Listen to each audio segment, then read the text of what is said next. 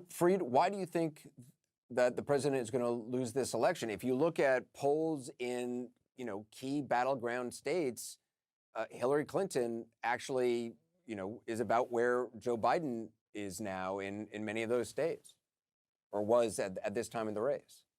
Look, Anderson, you can argue it many different ways, right? There's no question it's a tight race. We're a divided country. I guess I prefer to imagine an alternative narrative, which is borne out by a lot of data. Donald Trump has never been popular.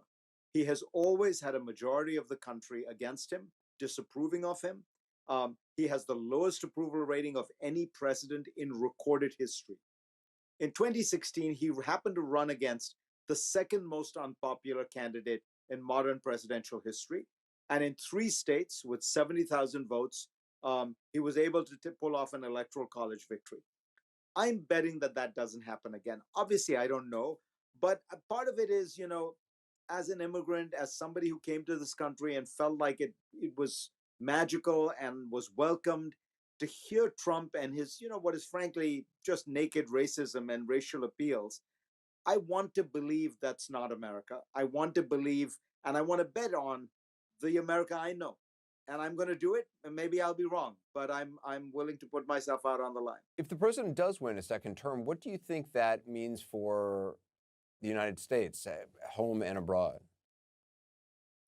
Well, I talk a lot about this in my new book, which is, the part of the problem has become this is very different from any experience America has had in the past, because this is not about what America does, it's about who we are. In the past, people have criticized American foreign policy, the Iraq War, the Vietnam War, but that was about what America did. What Trump has represented for a lot of the world, for most of the world, is the idea that America is not what they had imagined it to be. This shining beacon of democracy, of pluralism, of diversity. At some fundamental level, what everybody admires about America around the world is we're somehow able to bring all these people from all over the world together and make this first universal nation. Well, Trump stands in fundamental opposition to that. He begins his political career with birtherism. He begins his campaign calling Mexicans rapists. He announces during the campaign the Muslim ban to you, as I remember, Anderson.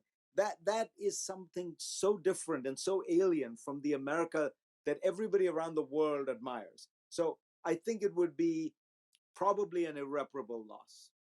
I spoke to Tom Friedman of the Times a couple of weeks ago, and I mean, he was really concerned about the potential of civil conflict in the United States. That he believes our democracy is in terrible danger, more danger than it's been in since the Civil War, more danger than after Pearl Harbor, Cuban Missile Crisis. Do you agree with that?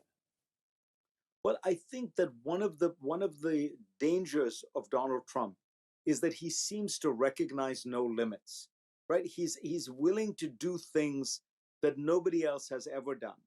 And so it's really that fear that, like, if you face this danger, what happens? What happens if the president of the United States simply, challenges 20 different state elections? What happens if he asks the army to do things? I'm fundamentally more optimistic than Tom Friedman is. And one of the points I try to make in my book is, look, at the end of the day, the United States is always a mixed, messy country, but it has incredible dynamism. It has this incredible value that it places on diversity. As I say, I'm going to bet on the America I know, not on the darker side of America. I want to talk about your book, because despite the president saying that we're rounding the corner, it's nowhere near over. Cases are obviously rising in the U.S. and Europe. In your new book, you write, this ugly pandemic has opened up a path to a new world. What do you mean by that? So there's no question that you're right. This is the biggest pandemic in a century. This is the most consequential event in our lifetimes, Anderson. It has affected every single human being on the planet in a way that 9/11 didn't, in a way that the global financial crisis didn't. But in doing that, it's dislocated everything. So as a result, change is possible. Think about how much we've all changed in our lives, right? We've agreed to isolate ourselves. We've agreed to spend hours, having deeply personal conversations with our laptops. We have been willing to change. if politicians lead us and tell us in this moment of enormous change, here's the way forward, I think we would get to a better Mm. place.